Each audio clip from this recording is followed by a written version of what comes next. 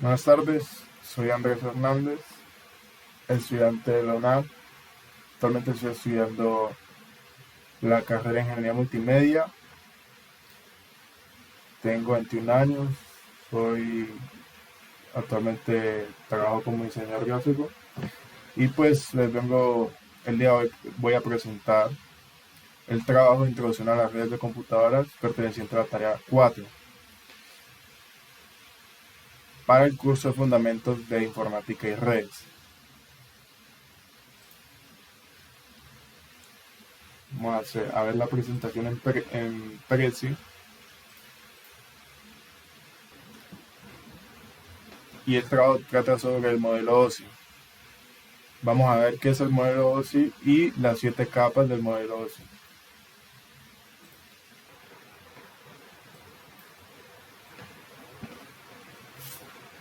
El modelo OSI o el Open System Interconnection es un marco de referencia conceptual que describe cómo los sistemas de comunicación de computadoras intercambian información entre sí. Fue desarrollado por la Organización Internacional de Normalización, por sus siglas en inglés ISO, para estandarizar las comunicaciones en redes. El modelo OSI se divide en 7 capas, cada una esencial y con una tarea bien definida para el funcionamiento en conjunto. Las 7 capas del modelo OSI son la capa física, la capa de enlaces de datos, la capa de red, la capa de transporte, la capa de sesión, la capa de presentación y la capa de aplicación. Primero vamos a iniciar con la capa física. La capa física se encarga de la transmisión de datos en forma de bytes a través de medios físicos como cables o señales de radio. En esta capa además también se definen aspectos como la topología de la red, por ejemplo, bus, estrella o anillo, la forma en que los dispositivos están conectados y cómo se realiza la transmisión de datos.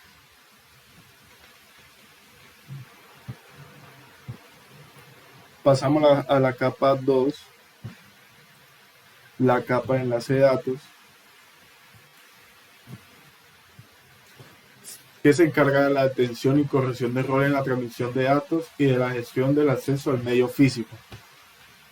Esta capa se encarga también del control de acceso al medio, o MAC, por su sigla en inglés, para gestionar la transmisión de datos en una red compartida. Se utilizan protocolos de acceso al medio en redes Ethernet, que permiten que los dispositivos compartan el medio de transmisión y eviten colisiones. Los procesos en esta capa también incluyen la segmentación de los datos en unidades más pequeñas llamadas tramas. Esas tramas contienen información adicional como encabezados que permiten la detección y corrección de errores durante la transmisión.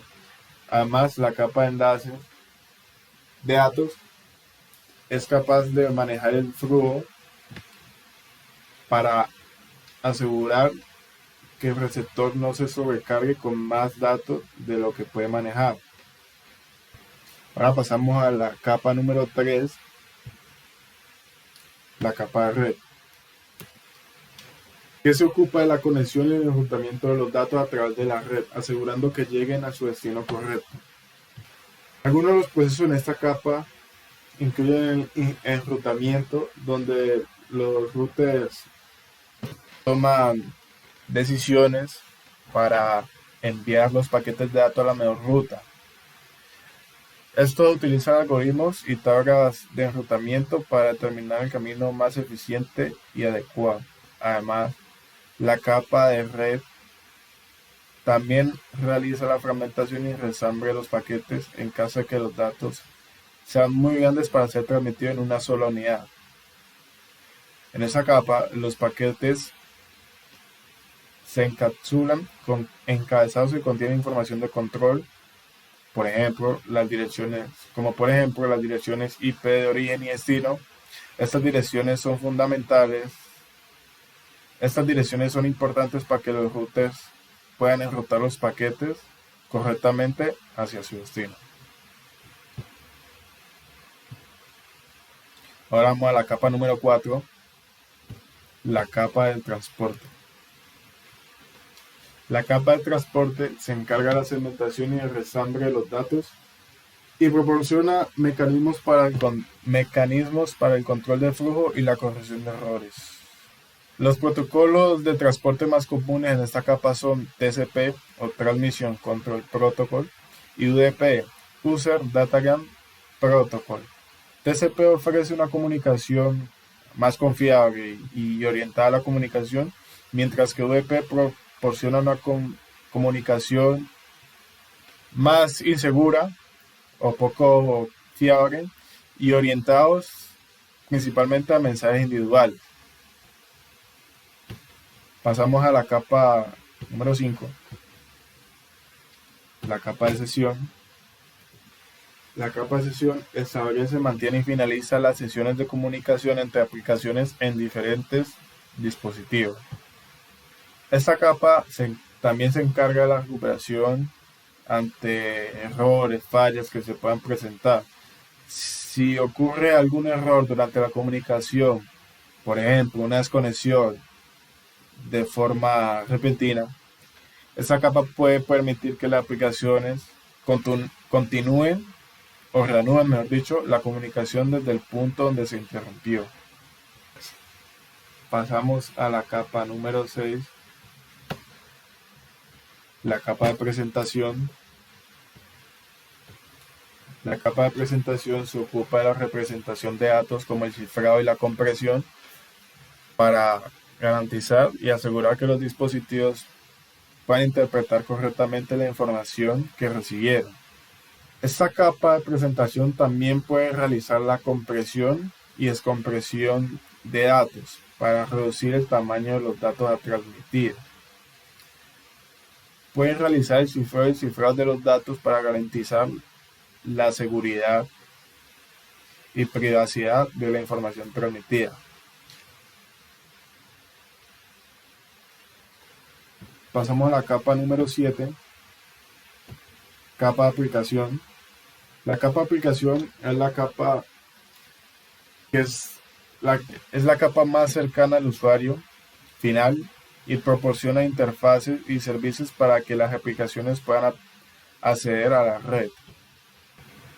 Esta capa permite a las aplicaciones acceder a los servicios de red como el email, compartir archivos,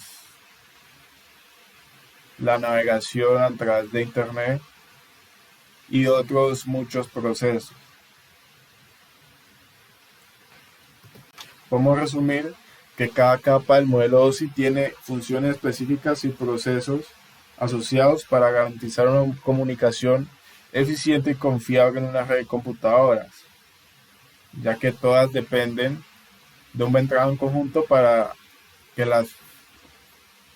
garantizar un correcto funcionamiento. Para finalizar, aquí podemos ver algunas de las referencias bibliográficas usadas en este trabajo.